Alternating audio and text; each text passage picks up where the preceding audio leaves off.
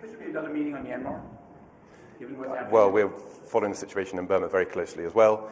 If it continues to deteriorate, then one of the things that we can do is to hold further meetings to shine a spotlight on the situation there. We call on Aung San Suu Kyi to use all of her many qualities to unite the country, to stop the violence, and to bring everyone together in a way that respects the rights of all the people in Burma. UK Ambassador Rycroft about Burma, Myanmar. And he did say they're following it, there might be another meeting, and called on Aung San Suu Kyi. Okay. So this was different than last week where he said, we're a huge admirer from far away. The worm has turned. Okay, here we are. It's Monday, September 4th. In the U.S., it's Labor Day, and 42nd Street is nearly entirely empty. But the UN will be holding a meeting about North Korea and the hydrogen bomb test that took place. It's at 10 a.m. and we're on our way there. We'll see after the UN's eviction for covering corruption if we can get there on time. We certainly hope so. Most days we're required to go in through the tourist entrance. Some days we can't even go in when the tourists can. All for covering the UN's extensive corruption in the Eng Lap Sang John Ash bribery case. Shocking. But the test took place. Request was made by the US, France, UK, South Korea, and Japan for this meeting. Obviously, there's some widely reported online skirmishes between President Trump and President Moon.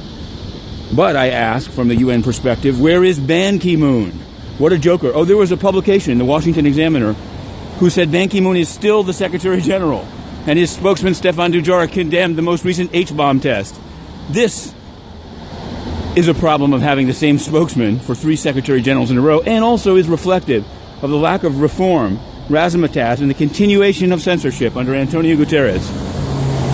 Now, briefing the Council will be Jeffrey Feltman, the head of the Department of Political Affairs of the UN, a man who sent one of his deputies, Rosalind Okambe, to go and help President Kenyatta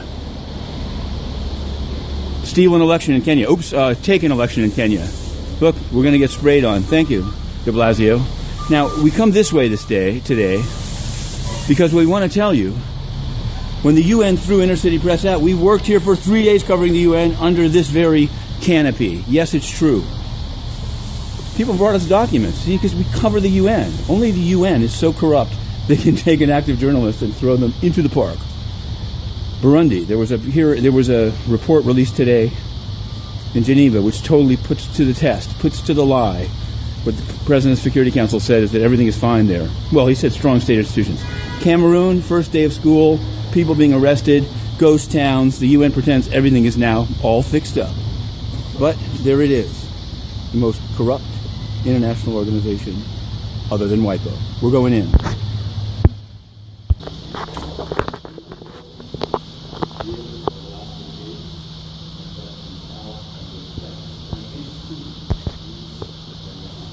Do you think there should be another meeting on Myanmar, given what's happening there? We're following the situation in Burma very closely as well. There should be another meeting on Myanmar, given what's happening. Well, we're following the situation in Burma very closely as well. If it continues to deteriorate, then one of the things that we can do is to hold further meetings to shine a spotlight on the situation there. We call on Aung San Suu Kyi to use all of her many qualities to unite the country, to stop the violence, and to bring everyone together in a way that respects the rights of all the people in Burma.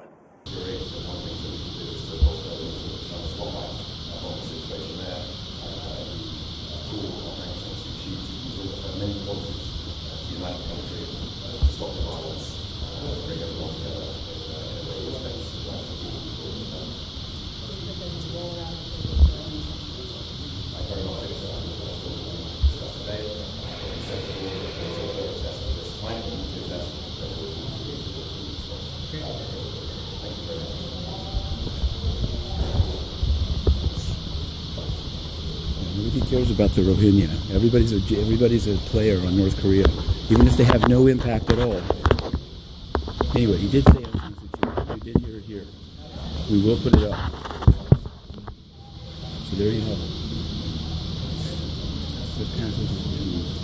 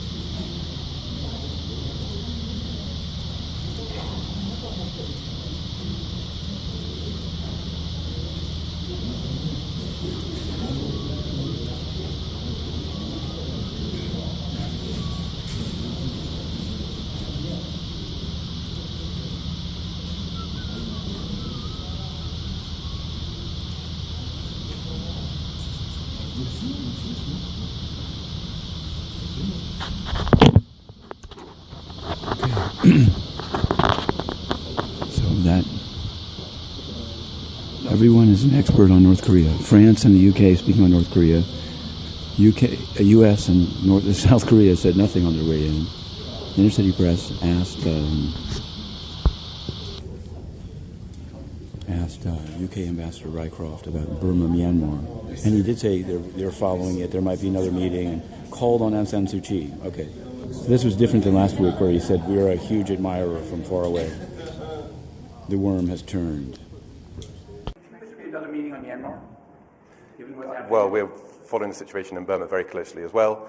If it continues to deteriorate, then one of the things that we can do is to hold further meetings to shine a spotlight on the situation there. We call on Aung San Suu Kyi to use all of her many qualities to unite the country, to stop the violence, and to bring everyone together in a way that respects the rights of all the people in Burma. I give the floor to the representative of China.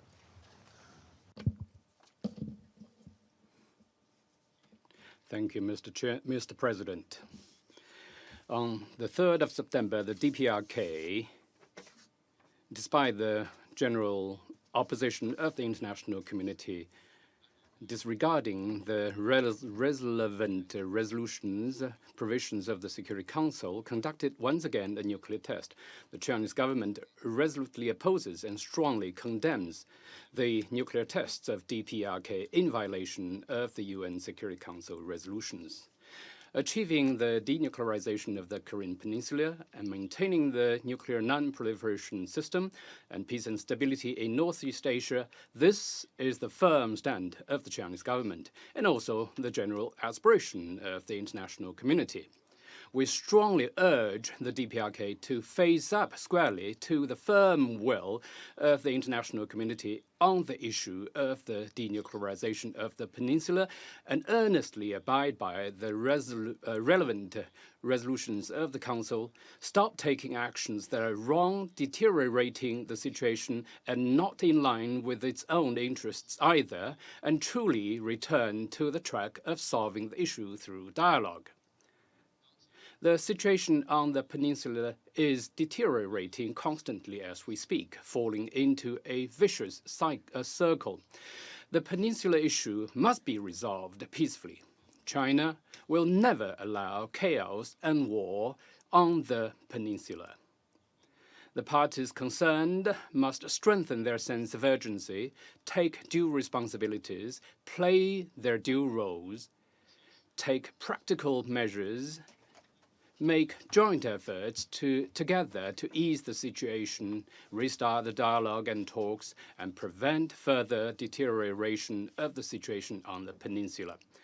The proposal by China and Russia of a two-track approach which promotes the denuclearization of the peninsula and establishment of a peace mechanism in parallel, the suspension initiative which calls for the DPRK to suspend its nuclear and missile activities and for the United States and the Republic of Korea to suspend their large-scale military exercises, and the step-by-step conception from Russia are the basis on which both countries jointly proposed a roadmap to resolve the peninsula issue. This joint initiative by China and Russia is practical and feasible, aimed at addressing the most urgent security concerns of the parties concerned, easing the tension as soon as possible, preventing the escalation of the situation round after another round, achieving through dialogue the denuclearization of the peninsula and maintaining the peace and stability of the peninsula and the region. We hope that the parties concerned will seriously consider this and actively respond to it. China calls upon the international community to jointly and comprehensively and fully implement the relevant resolutions of the Security Council on DPRK, firmly push forward the goal of denuclearization of the peninsula, and firmly maintain the peace and stability of the peninsula. Thank you, Mr. President. I thank the representative of China for his statement. There you go. Definitely have to come back this way.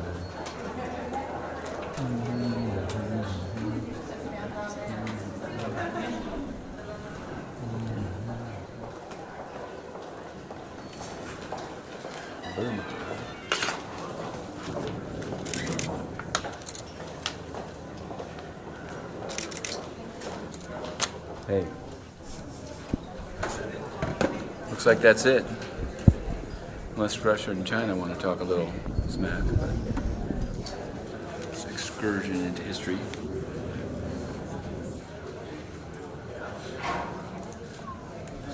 I would like to start by saying that this is, of course, a flagrant violation of previous Security Council resolutions, including the latest one that was adopted on 5th of August, exactly 1 month, just 1 day, less than 1 month ago.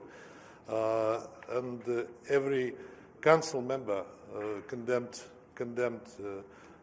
the latest test that DPRK has conducted. We all spoke out. There were proposals that there may be another resolution that the United States volunteered to draft. It has not been out yet. We will have to see what will be in it. There was a history brief by some delegations how previous resolutions on DPRK were adopted and not implemented, which unfortunately proves what we were saying, that resolutions aimed solely at sanctioning North Korea have not worked very well before. Many delegations, including ours, I think most of them, said that A, there is no military solution to the conflict, B, that we have to look for diplomatic and political solution. On what will be in the draft resolution, we will have to see. We have not seen it yet. Sanctions alone, whatever bans are introduced, will not help to solve the issue, because the aim is to stop the nuclearization, to go for denuclearization, and eventually, hopefully, to come back to the six-party talks. So whatever measures we are planning now, I'm not sure that they will influence the other side to abandon what they have been doing. And this is not the way to get parties at a table which and to seek for a political solution, which we are all in favor of.